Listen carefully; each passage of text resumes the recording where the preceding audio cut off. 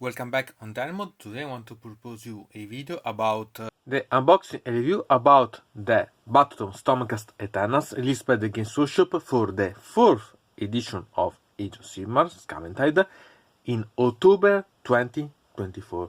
This is a really quite amazing artwork that is related about the reclusions, that are some of the new units related about the Chambers of Ruinations, and it's amazing. I like this cover because it's wonderful, and hope that they continue with the new Battletome to release also new covers about, so not to recycle older ones. And really here we have something that is quite amazing. We have quite a thick one, because as you can see it's not small at all, and it's really quite awesome as contents. And we go now to see, remembering that it will be mainly related about the background inside, because sincerely I'm thinking eventually to bring up a separate video about the rules, but I'm still thinking about, because I'm not quite sure that it's okay to bring the rules, but at least the background, it should be known so that you know what you are going to see inside the background and other contents. So let's start.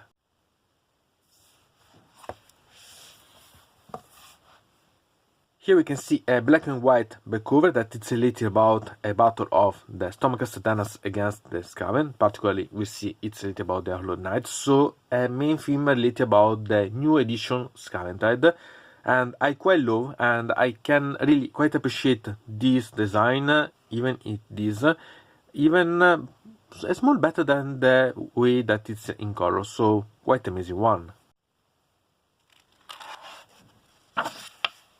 Here there is the talking about the cursed skies created by Belacor with broken realms, the desperation caused by the reforging of the Stormcast Eternals, costing them memories and emotions.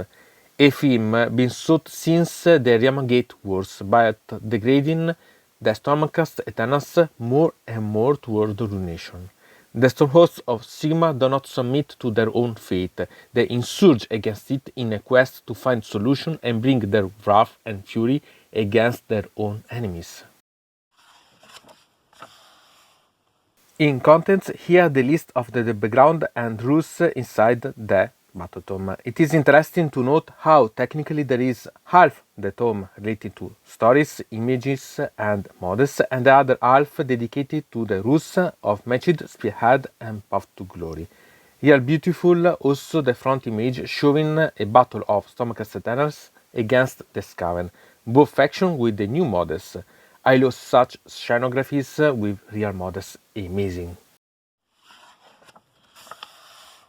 In Heralds of the Storm, here it is described the birth and characteristics of a Stormcast Eternals and the meaning of the reforging in a continuous cycle of war. In the box A Flawed Immortality, it is described the process of the reforging, the progressive losing of the self-consciousness and the ending in the ruination chambers, waiting for their own final fate. In the front page, we can see Valdus talking to Thor and Callis, all figures we have known better in the Dawnbringer Crusades. Valdus narrate about what the immortality is and the usury of the soul brought by the reforging, seen by the personal point of view. Surely something that always magnifies the humanity represented by the Stormcast Eternals, even in the falling. Here is a Nelson-colored artwork seen in the back cover, the Hallowed Knight Stormcast Eternals battle against the Skaven. Recalling the challenges, more and more will bring the Warriors of Sigmar to the Ruination Chambers.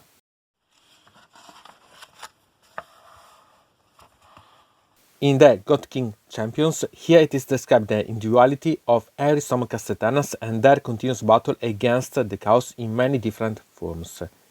In the square, you can see how the Stormcast Eternals descend in battle transported by a thunderstorm. And in the front image, you can see a reclusion of the Hallowed Knight fight against many Skaven in a Nelson artwork. In War for the Living City, here we are in a sort of mini campaign announced in Giran, in the continent of Tyria. Here, the forces of the Stormcast Eternals are allied to the Sylvanate of Alariel to defend the Living City from the Nargol and Skaven invaders. We can also see the map of the battle near the Living City.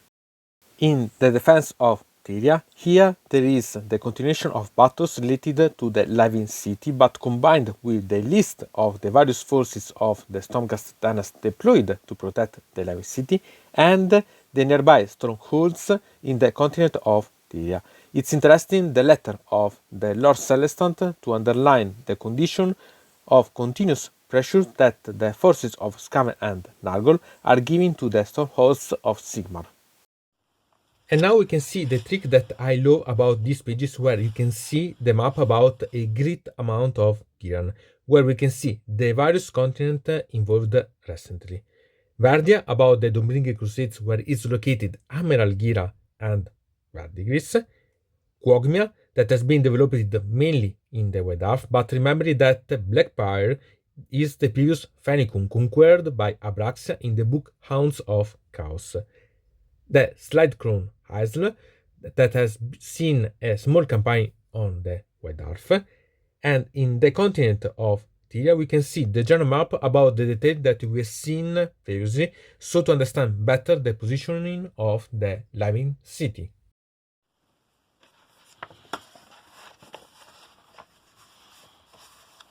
In the fall of Fort Cardus, here is told the fall of Fort Cardus in the campaign of the Doombringer Crusade in the book 2, The Reign of the Brute, from which arrived the side image. Here it is narrated the defeat of the Hollow Knight and the fall of Cardus Sisul himself at the hands of King Broad.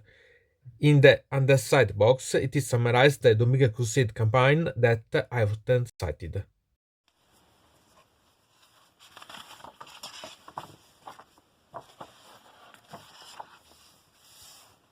In Lightning Strikes, here is recalled the part about the God King champions to remember their adaptability. Moreover, in the box, it is told about how even their arrival through the thunderstorms often cause losses caused by the chaos influences.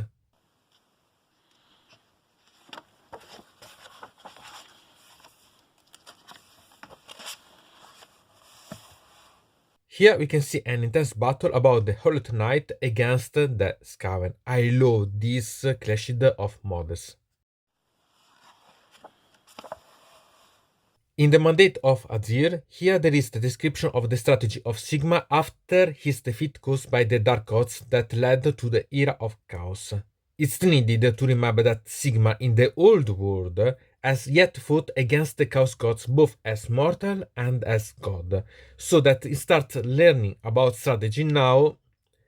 In the box Exodus of the Sacrosanct, there are the reasons used by Sigmar to summon back the Sacrosanct, maybe to justify the dismissioning of the models of that specific chamber by the Games Workshop, now available in Legends as rules. Surely an adequate explanation. In the front, we can read about an exhortation about the plans of Sigmar aided by the strategic minds, even if it should be remembered that also the Slans made plans against the chaos and they were not so useful anyway. The image showing the Stormcast Eternals at the strategic war table is really fitting.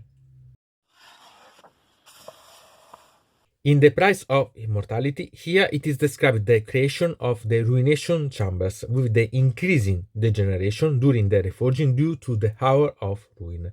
To direct the chambers is assigned Ionus Criborn, who theorized them, and Iridan, a new character introduced with this Battletome to balance the austerity of Ionus.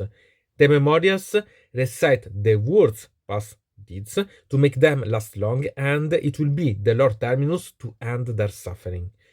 In the box, we can read about the real physical and soul condition felt during the reforging described by a Stormcast Eternals itself.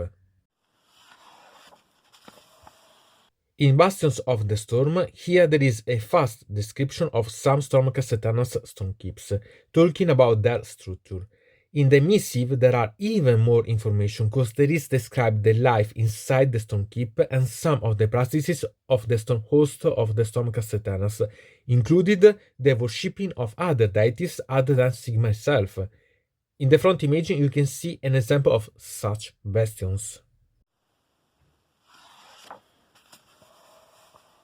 The Bleak Raven, we can consider this as an epithet of Morda, a god of death that is known since the Old World and that it was thought to be devoured by Nagash. It seems instead that part of its essence survived, helped by Sigmar, and now is an essential part to rule the Chambers of Ruination. Remember also that it is venerated by the envious of Edenhammer. In the letter, it is described about the Black Citadels, which image you can see in the front page, and there are the bases of the Chambers of Ruinations themselves, hidden to the side. In Stormhosts, here it is described the organization of the Stormhosts, and you can see the various chambers of the Stormcast Eternals. In Hammers of Sigmar, here we can begin to see some of the most famous Stormhosts, starting with the Hammers of Sigmar, the first Stormhost created by Sigmar, favored by the god, but at the same time under the pressure to not be able to afford a failure. Hallowed Knights, here we have a Stormhost based on the Faith. A lot of images in this book recall the Stormcast Eternals themselves. Their faith in their own soul purity is the concept that gives them their identity. Celestial Vindicators. These Stormcast Eternals are the opposite extreme of the previous ones. They are the fury and vengeance in battle. To them, the reforging is closer and closer step to become swords themselves. They worship the Father of Blades, an animus dating to the Old World. In the box, we can see the description of their main Stormhost, Fort Wenger. Envious of Eldenhammer. This is my favorite Stormhost, so that my Stormcast Eternals are painted with their livery. They are the Shaiish souls reforged by Sigmar, some recalling the Old World. Stolen from Nagash, they fear Nagash, but they don't fear the death itself. They are the oldest and most expert warriors of the forces of the Stormcast Eternals. In the box, you can see how they are the nemesis of the Night Hound with their resolution and how they can, even in their austerity, inspire resolution. And here we can see some library of the Stormhosts for the Stormcast Eternals, and I quite appreciate because you can see also some of the background. We have seen some before of some of these, but you can have also introduction about some of these ones. Remember that about the Astra Tempest has been released a wide art that had the rules inside eventually, because it can be interesting. So really quite amazing one. Moreover, we have here something that I quite love, because they are the Envies of Enderam, and this is my Stormhost that I play. So I'm really quite happy to have this that can make really quite a nice site about the painting of an army that you like. So quite nice. And really, there are a lot of things, because you can see, for example, the new models, that is this one that we are seeing in Skaventide, this one that is Iridan. So it can be really quite inspirational for the ones that want to start to play with, because they can give you a mood about, and I quite like such things. So amazing.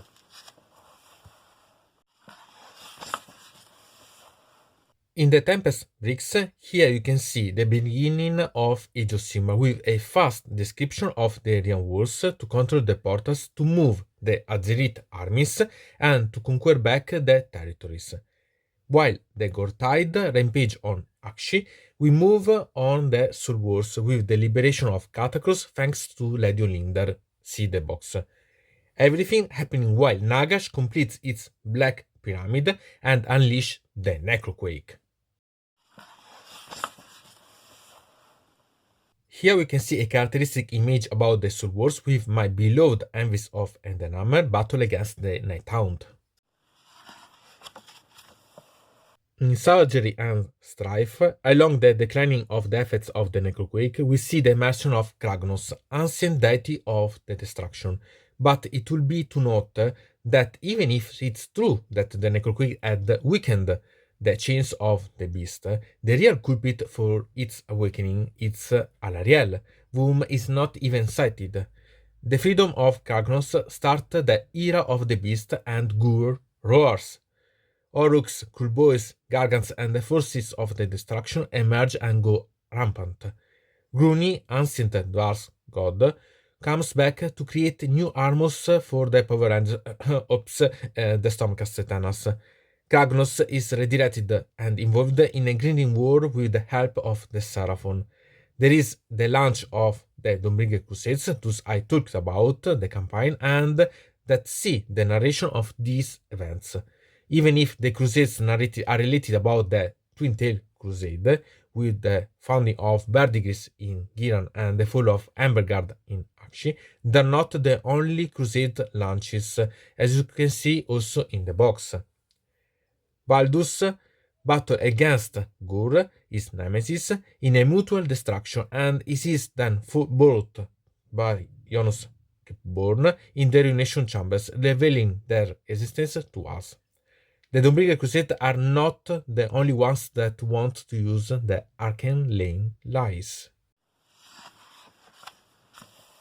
Into the Hour of Ruin, here we can see the final acts of the campaign of the Dawnbringer Crusades and the beginning of the Vermindum that signed the new edition itself. The Hour of Ruin is due to the mention of Black City, the Skaven capital, in Akshi, and at the start of the Skaventide. Wonderful also the artwork that shows the Hollow Knight battle against the Skaven. Here we can see the continuation of the Skaven invasion that caused numbers and spreading corruption, is able to suppress evilly even the Stormcast Eternals. It's the deployment of the Ruination Chambers, whose cause their soul is less human and more pure, are able to resist to the chaotic vileness that contain the Skaven even if with a hefty price. Aside we can see battles in other locations and in front image an artwork about Iridan. And then we can start to see the background about the units that are in this Battletome, and it's really quite intriguing because it allows you to know better the units, if they're new, or to know better about their background in the case that is yet known because it has been upgraded, so quite intriguing. For example, we can know this, that Bastian Catalos, that it's really quite important because it's a friend of Sigmar.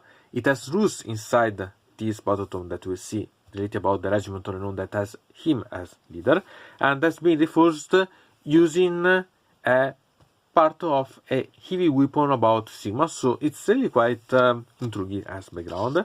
Have Indrasta that we've seen in the previous edition, the third one that has been brought, so quite nice.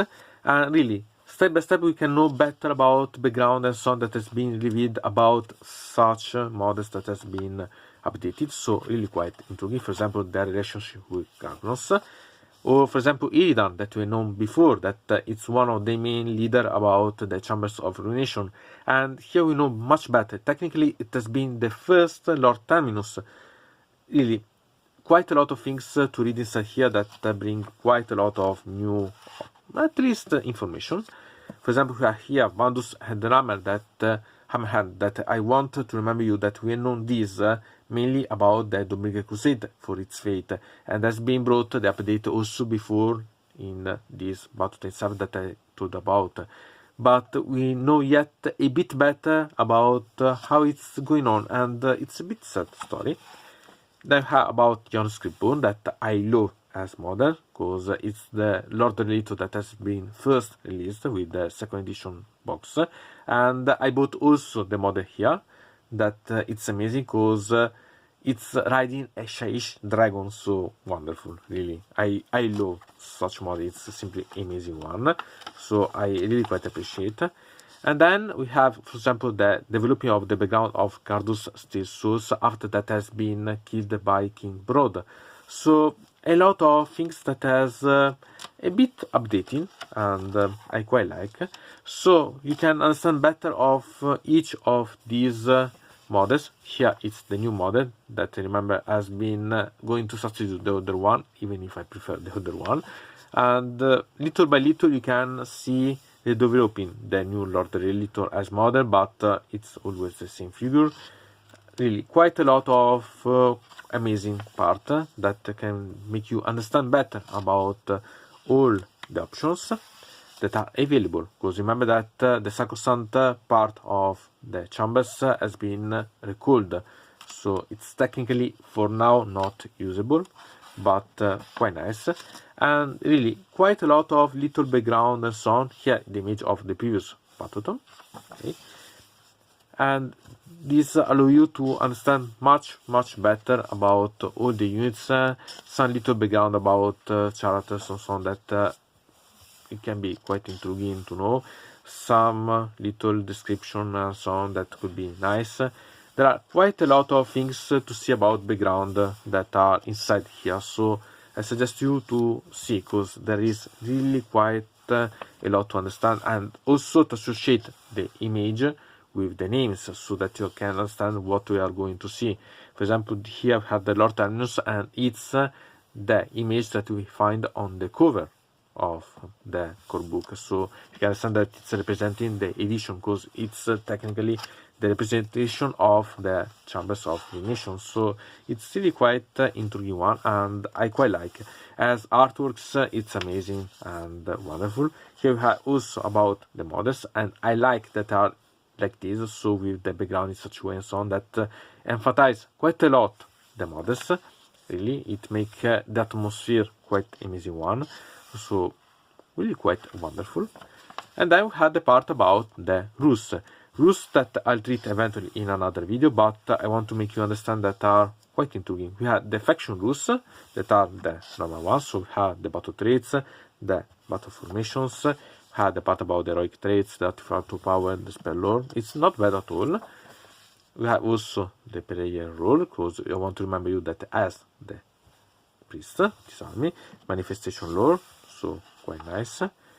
And then we can start to see about the models with the rules. About the rules, I remember you that you see eventually in a separate video, but they are really quite intriguing. It's a bit changed the way that has been brought, but I like because they are much easier to use, understand and so on, so not bad. Remember that you have always to remember to control about the site of Warhammer community for the update. For example, there has been yet an update and correction of a little of things and clarify or a bit part of the rules that you can find eventually in the description if you're interested about, because there is the part about the FAQ and it could be interesting.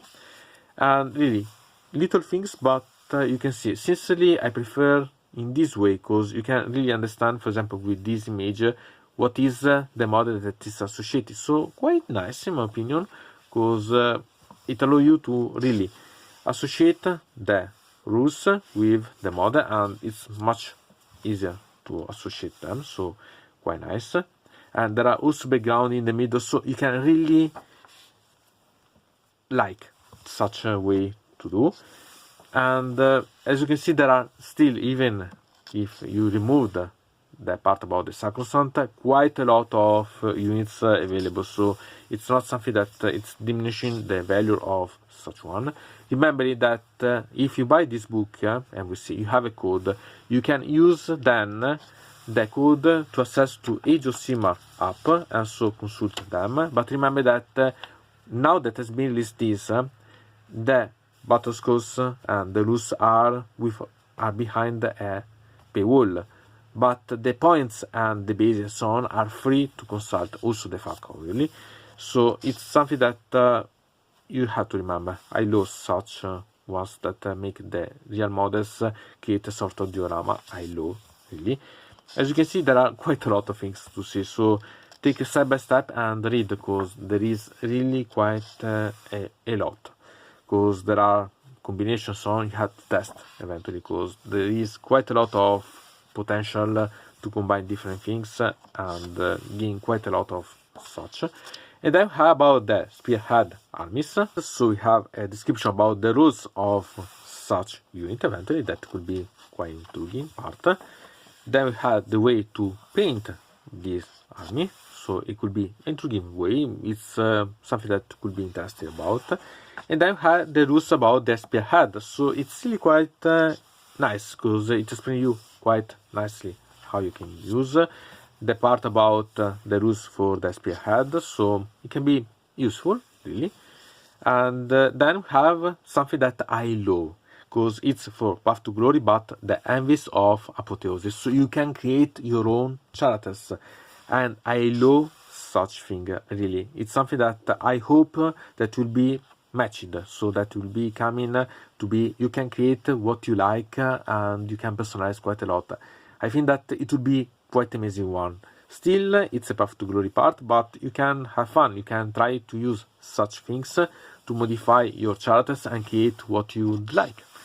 Really, I think that it has quite a lot of potential. So it's something really quite amazing one, in my opinion. They've had the different path for the Path to Glory to use eventually.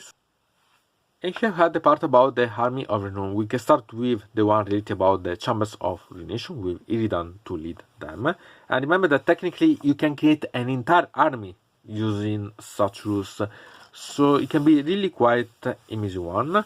And instead here we had this, that it's related about Cartalus, that it's the friend of Sigma that I talked about before, so it's something that it's nice. Again, you can create an entire army based on such Army of Renown, so it can be really quite intriguing, because you have two different other options than the normal list to create something. And here instead you had the classical Army of Renown, so if before you see that you can eventually add, but not so easily, and you can create specific armies, here you have instead little parts that could be brought in other armies to use, so it could be really quite intriguing both choices, because here you have a sort of Andes, and here you have the Drac line eventually usable, so quite nice. And also references to fast use eventually, so quite nice. And then had this, that it's the cover that we have seen at the beginning, and here under here there is the code that I talk about, that it's about using in the site of Warhammer to be able to have access on then the Age of Sigmar app to the rules, the battle scores and so on about the Stormcast Eternals, so really quite nice. So what to say about such Battletome? I think that it's really quite amazing. It's a bit more expensive than the other ones because it's thicker, but at the same time it's really quite rich. It's how should be a Battletome.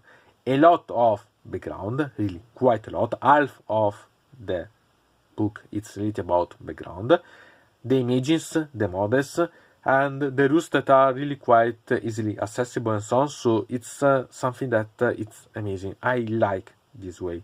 About if it's worth to play with, it's something that you have to decide playing, because you have quite a lot of models, quite a lot of different combination.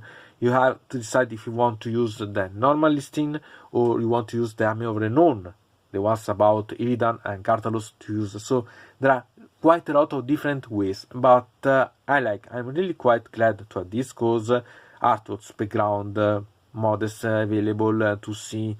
And the part about also the rules are quite nice, because even there is quite a lot of background to use. Really quite nice. And I suggest if you are going to play the Stormcast Eternals, it's a must-have. Otherwise, anyway, it's something that it could be quite nice. I'm quite curious to see what will be about the White Dwarf, for example, the Astro Templars that has been had I can say different way to list. And it's still valid because technically it has been released before this book, but at the same time I think that it would be nice, because it's a way to have with a Red Dwarf, a way to have other options available, even if technically there should be a sort of paywall locked, because if you don't have the Red Dwarf you are not able to access about that one. So I hope that there will be the releasing of PDF available for such ones, so we'll see about, because it's nice. Anyway, quite an amazing book. So from Dynamod it's everything. I invite you to subscribe to the channel, to ring the bell so to receive notification about new video, to comment under here about this video, or if you want to suggest me new videos. So I hope to see you again to the next time.